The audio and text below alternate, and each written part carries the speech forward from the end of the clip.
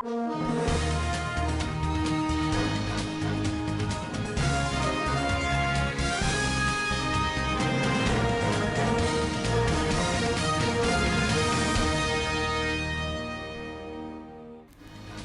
Bello Matawalle condoles Mayana family, appoints new Ubando Manwanke.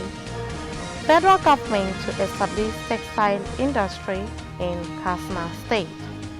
Kaduna government charges fake doctor who worked for 11 years to court.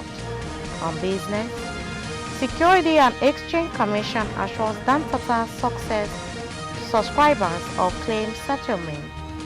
And on the international scene, President Muhammadu Buhari says the closure of Nigerian border will remain in force.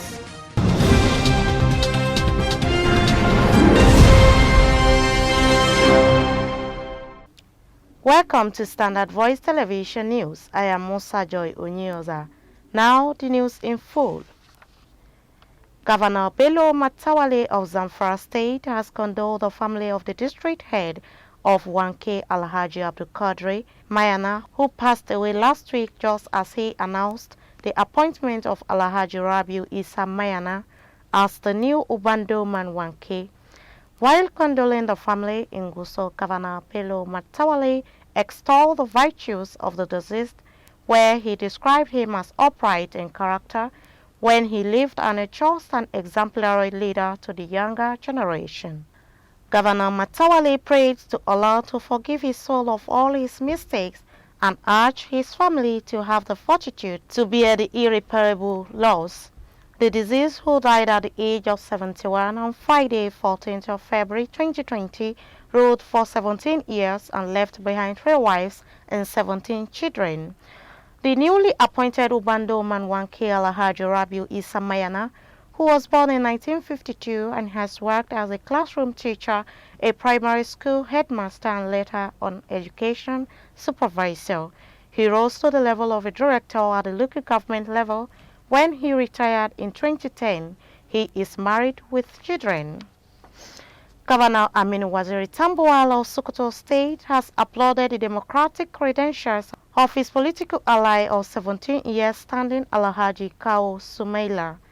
Governor Tambuwal handed the kudos when he visited the sprawling premises of Al-Istiqma Sciences University, Sumaila, which is nearing completion and is a product of Alhaji Kawu in his hometown in Kano State. Governor Tambuwal, who described Kawu as a true Democrat with whom he had worked closely in House of Representatives, and noted that although he is a son of the soil here in Sumaila, but he belongs to Nigeria, for which himself and the governor gave so much within the period of about 2 decades. The governor recalled that they struggled together to not only uphold democracy in Nigeria, but also to put much at stake to ensure the unity of the country. Responding, Kawu Kadkari, members of the All Progressives Congress (APC) congratulated the governor for his sustained electoral and judicial victory at all levels up to the Supreme Court. Kawu Sumaila said although they differ in their political affiliation, their conviction is similar. The Federal Ministry of Industry, Trade and Investment said that plans are on ground for the establishment of textile garment industry in Funtua local government area of Katsina State. The Minister for State in the ministry, Hajia Mariam Yalwaji Katagum, said this when she visited the Deputy Governor of Katsina State, adding that the mandate is to bring industrial revolution in the state, particularly Funtua local government area. While in Deputy Governor's office, she thanked the state government for providing about 140 hectares of land for the establishment of the textile garment park industry in Funtua, which will soon start. Responding, the Deputy Governor, Manir Yakub, on behalf of the state, thanked the Minister for the visit and the effort to set up the textile industry in the state, expressing government support and commitment to actualize the project. The Independent National Electoral Commission, INEC, has fixed March 14th as a date for the conduct of 4 by-elections in the 4 federal constituencies. INEC Chairman Professor Mahmoud Yakub made a disclosure on Friday in Abuja at the Resident Electoral Commissioner's first regular meeting for the year. According to him, the by-elections are for Magama Rijua Federal Constituency in Niger, Babura Gariki Federal Constituency in Jigawa, Patigi State Constituency in Kwara, and Kebe State Constituency in Sokoto State. Mr. Yakub also disclosed that the period for the conduct of party primaries and nomination of candidates had elapsed for 4 by-elections to hold simultaneously on March 14th in 4 states. 4 political parties have nominated candidates for the Magama Rijal Federal Constituency, 3 parties for Babura Gariki Federal Constituency, 6 parties for Patigi State Constituency, and 6 parties for Kebe State Constituency. Mr. Yakub, who said that elections were now an all-year-round activity for INEC, disclosed that in 2020 alone, INEC had conducted elections into 28 constituencies by court order, while 4 by-elections will be held in the next 3 weeks. The Commission also said it will soon meet to determine the date for the conduct of by-elections to fill the vacancies in Bayelsa Central and Bayelsa West senatorial districts. It could be recalled that 2 seats became vacant following the declaration of the People's Democratic Party candidate Senator Donye and his candidate Senator Lawrence as winner of the state governorship election. To this end, Mr. Yakub said in compliance with the orders of the Supreme Court, the Commission has presented certificates of return in respect of the governorship election in Imo and Bayelsa State. The Emir of Kano State, Alhaji Muhammadu Sanusi II, on Sunday called on people who beg for alms or other forms of assistance from individuals and relatives to instead direct their begging to the government. The news agency of Nigeria reports that Alhaji Sanusi made the call at the National Conference on Alaramomi Quranic Teachers organized by Centers for Quranic Reciters in Nigeria, with the theme Sanitizing Al-Majorichi in tune with today's realities. He urged parents to stop sending their children to Al-Majori schools, stressing that children could study the Quran at their schools and with their teachers in their respective communities. The Emir said if sending children to such school became necessary, then parents must send them with all the necessary provisions to ensure their well-being and welfare. According to him, it is wrong for parents to send their children away without proper arrangements and necessary provision, as the children will end up begging for food and alms. Kebbi State Governor Abubakar Bagudu has denied any wrongdoing in demanding about $100 million from the money stolen by a former head of state, General Sani Abacha. Daily Trust report that there was a general feeling of indignation across the country yesterday over the report of alleged attempt by the federal government to hand over $100 million United States authorities say was stolen by head of state General Sani Abacha to the Kebbi State Governor.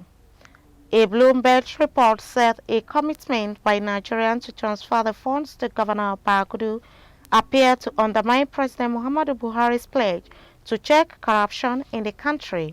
It quoted the U.S. Department of Justice as saying that Bagudu was involved in corruption with Abacha and contended that the Nigerian government was hindering U.S. effort to recover allegedly laundered money it says was traced to Bagudu. It added that the Buhari administration says a 70-year-old agreement entitles Bagudu to the fund and prevents Nigeria from assisting the U.S., according to recent filings from the District Court of the District of Columbia in Washington. The disagreement, according to Bloomberg, may hamper future cooperation between Nigeria and the U.S. to recover money moved abroad by Abacha. The Nigerian Army has urged officials of the Medicine Sans Frontier (MSF), otherwise known as Doctors Without Borders, and other international groups to desist from visiting conflict zones in the country. The Chief of Army Policy and Plans, Lieutenant General Lamidi Adeosun, made the appeal at a meeting with members of the organization on Friday at the Army headquarters in Abuja, the Federal Capital Territory. He stressed that the security of the humanitarian workers was a top priority for the Nigerian government. General Adeosun informed the MSF that the plea to stay away from the conflict zones was in their interest as Boko Haram terrorists carry out attacks indiscriminately. The Army Police Chief said despite their neutrality and impartiality, at times situations make it difficult for them to have the reach they would like to have neutrally without any security man or apparatus seen around them. He stressed that while reacting out to victims of conflict across the country, its members must cooperate with the government by keeping away from serious conflict zones. Former Governor of Kaduna State, Dr. Mukhtar Ramalan Yero, has urged the North to seek ways of reducing the spate of illiteracy and poverty in the region instead of fighting to retain power beyond 2023. The People's Democratic Party (PDP) chieftain noted that the North has the highest number of street beggars and school dropouts, adding that holding on to political powers has not helped the economy of the region. The former governor said that the North has a lot of challenges, which one of it is economic challenge. Alhaji Mukhtar Yero said he realized that if the North really wants to continue to eradicate the poverty that is eating up the people of the region, then they must shift their attention and thinking to how the North can become economically viable. The former governor said had it been that the political power has been a means to improve the economy of the region, then the North can continue to pursue to retain power in 2023 and even beyond.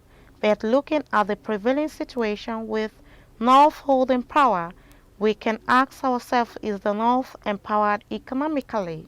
He noted that other regions that have had little or no chance to lead the country but have more interest in economic power are getting what they want. The former governor observed that a typical northerner is a fair person when it comes to dealing with other people outside his own area, and once he gets power, he tries to be fair to everybody. In trying to be fair, he would not be too selfish to concentrate on his own region. He said at the moment he needs to go back to the drawing board and look at the economic challenges before talking of retaining power. The Kaduna State Ministry of Justice has charged an alleged fake medical doctor, Saidu Ahmed Yao, before the Chief Magistrate Court for certificate forgery and impersonation. According to a statement issued by the ministry, which was signed by the Attorney General of Kaduna State, Aisha Diko, the accused has been remanded at the Kaduna Correctional Facility until March 16th. The statement further said that the first information report (FIR) indicated that Saidu had been working as a medical doctor for more than 11 years as a staff of the Ministry of Health. According to the Attorney General, Governor Nasru El-Rufai had ordered the Ministry of Health to investigate Saidu following a petition alleging that the accused had been working with fake certificates. Consequently, the Ministry of Health set up a four-man committee to investigate and verify the certificate and institutions that Saidu claimed to have attended, as well as verify his registration with the Medical and Dental Council of Nigeria. The findings revealed that Ahmed Yao had forged the certificate, which he presented to the government to enable him secure employment with the State Ministry of Health. Information gathered from Ahmadu Bello University Zaria and MDCN also revealed that Saidu was neither admitted nor graduated from the university and was not registered with the Medical and Dental Council of Nigeria. The Attorney General further said that when the FIR was read to the defendant, he claimed that all the charges against him are false, and his counsel thereafter made a bail application. It was, however, opposed by the Director of Public Prosecution.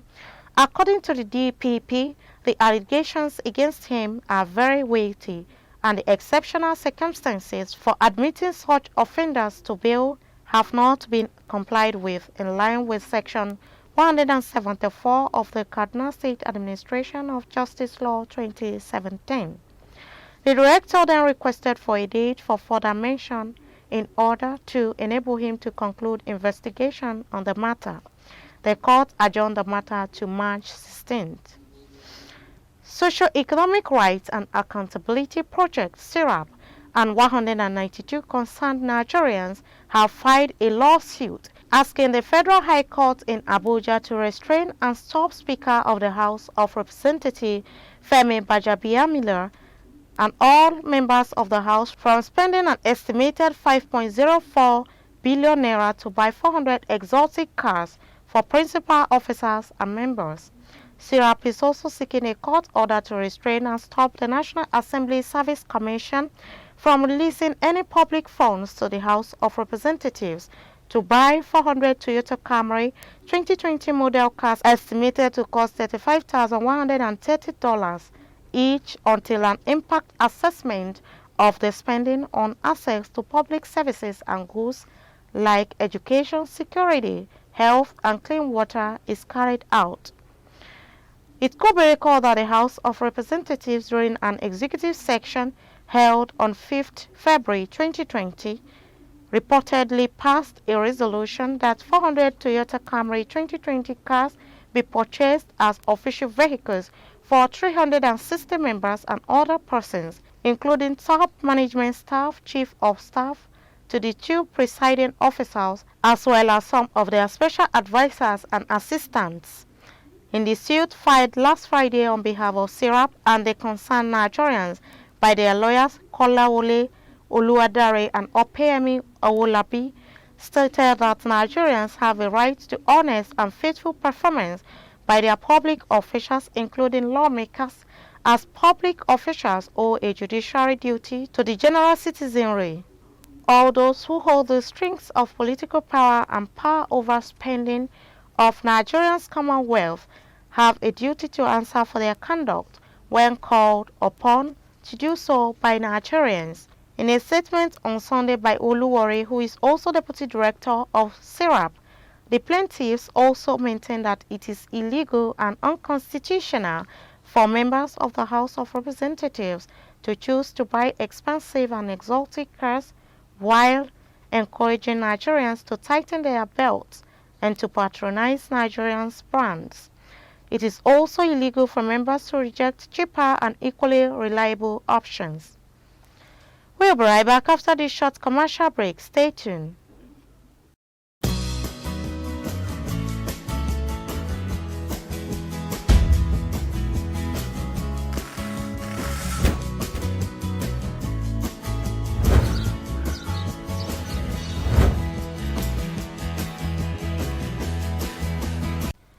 Welcome back.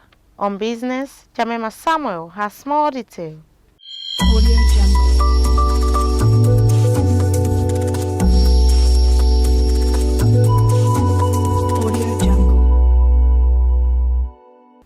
Thank you and welcome to Business Desk.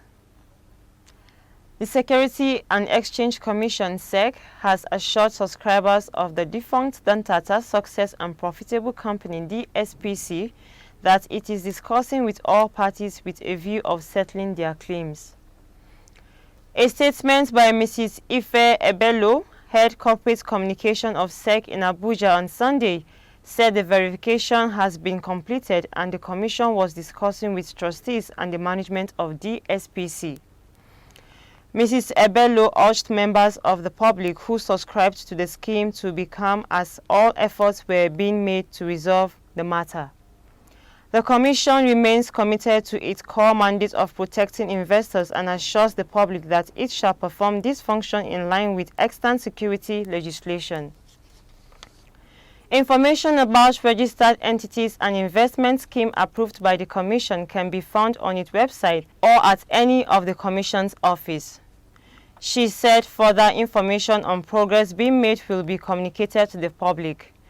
SEC had sealed off the premises of DSPC for engaging in illegal capital market activities. The company reportedly solicited funds from unsuspecting members of the public and did not register with the Commission before going into investment operations that fall within the fund management. Still on the business news, Nigeria Customs Service (NCS) Federal Operation Unit Zone B has seized 2 trucks with 148 cylinders and 678 bags of NPK fertilizers being smuggled into the country from Niger Republic. Mr. Mustapha Serki Kebi, Zone B controller, who disclosed this to newsmen on Saturday in Katsina State, said that the 3 vehicles conveying the items were also seized. He said that the seizures were made a week ago along Jibia-Angarugo Road in Jibia local government area of the state. Mr. Serki Kebi said the country's border remained closed and any goods brought in through the border would be apprehended. He said that the arrest was made for security and safety reasons, adding that the cylinders were old and criminals could use them to kill people. The controller also said that the command arrested another truck carrying 678 bags of NPK fertilizers, which was banned from being imported into the country. According to him, criminals use NPK fertilizer to endanger people's lives. Serkin Kebi added that the custom also seized 200 smuggled used tires, 578 bags of foreign rice, 332 jerrycans of vegetable oil, 90 bales of second-hand clothes and soap, among others. The controller said that the items had a duty-paid value of 185 million naira. According to him, the closure of the country's border would enhance local production. And that's all we have on Business Desk today. I am Jemima Samuel. And on the international scene,